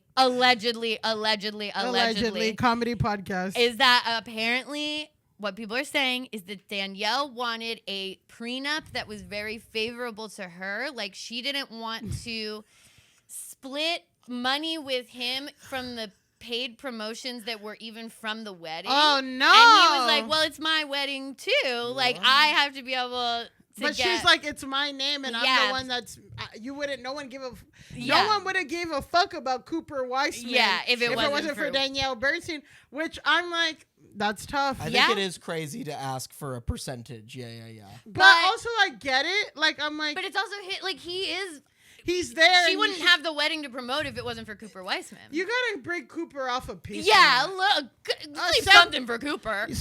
But did Cooper? Is it because she didn't want to give him anything, or she didn't want to give? We don't know. We just the rumor is that it was related to the prenup, and it was related to his share of like wedding spawn, basically. Wow. Then they say that she wanted the rights to her future kids' names. She wanted them. This is something we got into with the Brooklyn Beckham stuff. Yes. That rich people have to trademark their kids' names and all this stuff. Until they get to after Yeah. 18, and then whatever. So basically, she wanted that, and then other people are saying that maybe she wanted to be able to do like momfluencer stuff ASAP, and Yeah. he wasn't as into having them online like that. And then the final allegation, and again, all of this is just literally shit people are saying on TikTok. So yeah, truly allegedly, take everything with a grain of allegedly, salt. Allegedly, but this is the conversation. Another thing that people were saying is that when she was looking through the B-roll of the engagement party, she caught Cooper on a hot mic saying that she's fake. Wow. That she's fake. That she's fake and annoying or whatever. Yeah. I mean, okay, but it's also like that's not great. But with the Karamo situation, it's Yeah, that like, goes are in- the fillers crazy? It's like, it's like, But I guess is she it's- fake? Right. Yeah. But Yes. then it's like, why are you marrying her if you're But worried why- about but I fakeness? can't- Yeah. It's not enough. But I'm like, it's not enough for him to be mad at. Like, I don't know. I'm just like, I But who I'm like, knows? damn, you didn't want to break off Cooper a thing. That's tough. Yeah, it's. But I'm like, I would have figured that shit out before I had 4 engagement parties. Yes, Yeah. exactly. So, just to check in, as of last week, she's getting a lower bleph, and she's announced that she's building a house. Oh, so great. that's What's like a lower bleph? lower eyelid surgery. Upper bleph is where they like lift your eyelid and like widen your eyes. So lower bleph has to be like under eyelid surgery. And she's building a Jesus house. Christ. Anyway, Jesus Christ. I don't know. I'm like, I don't know. Just stick to. You're doing eye surgery on. She's hard maxing. You're hard maxing. She's I'm hard like, maxing. How about a year of no big decisions?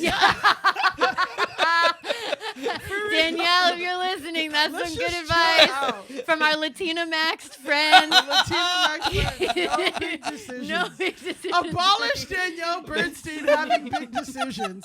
I think that's. Wow, I think that's that's an perfect. interesting. That's an interesting suggestion. That's an Because interesting you're suggestion. saying that she's GrassHole, she should go touch grass. Yeah. You're saying, you know what? Touching grass is not enough. We need you to not make any decisions. No, Yeah. for a Just year. exist. Just exist for a year. Yeah. Just exist for a year. I also was laughing at the prenup. I'm like, she doesn't want to give Cooper 50% of ripped off black people. I'm like, damn, you're like Cooper can't get a piece of the Asian-owned fucking skirt company. Yeah. He has No. to go culturally appropriate his own brands. Yeah, Like- exactly. like a real Yeah, well, worker. she won't even share his own likeness in real thing. He didn't even steal a speech. He didn't even steal a speech. I don't see him saying shit. Well, and as men should be, quiet.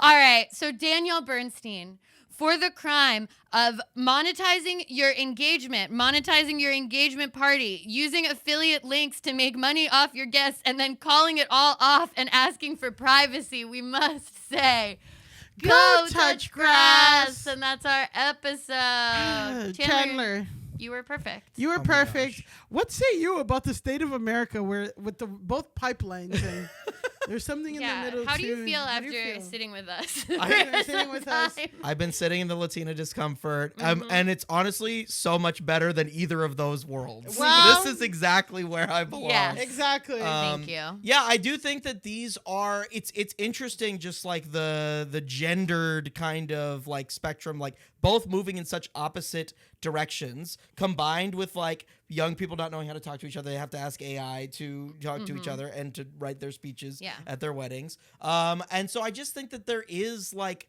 I don't know, who is it all for? Like, it just feels like it's an increasing like performance that you think everyone else wants to see, but then no actual specific individual wants to see. And I just, Homosocial competition. Yeah. right. Or SVM Chad Yeah. maxing. Yeah. Exactly. And it seems like we're all Chad maxing it because everything's we're all Chad maxing. It's all a performance, and it's sad. Like it is like kind of opposite because you have these one guys who are like, I'm gonna break my face with a hammer to get a chiseled thing so people will fuck me, and it's like Yes. I'm gonna post 5,000 pictures of my like wedding, my engagement before Yes. Yeah. and after party, and all this shit, and like have branded monogrammed things to have the perfect color coordinate, but actually we're not gonna like talk about the actual compromises and things that are important for a wedding. Yes. Yeah, exactly. And on both sides, you're susceptible to posting a photo where you have AI generated abs. Yeah. Yes. Like, but There you any go. of these people could have posted a photo with AI generated abs. There we fucking go. And there we go. Chandler, speaking of AI generated abs, where can we find you? Where can users find you? To See, mog, when you post munch? your AI generated abs, where would someone have to go to find Yeah. You wh- can see me and my soft max torso Hey! on Abolish Everything on Nebula, along with Alise and Millie. Yes. This season, you go to go.nebula.tv/abolish. You can get 50% off an annual subscription, gosh darn it. Yes. And you can follow me at Chandler J. Dean on everything. Beautiful. And you can follow me on Instagram at Pandalise, on TikTok at Alise Navidad, and this podcast at Go Touch Grass Pod on everything. And you can follow me at Millie_Tamarez on Instagram and TikTok, and Millie Tamarez on Twitter. Yes, I'm there. And until next time, Go touch grass!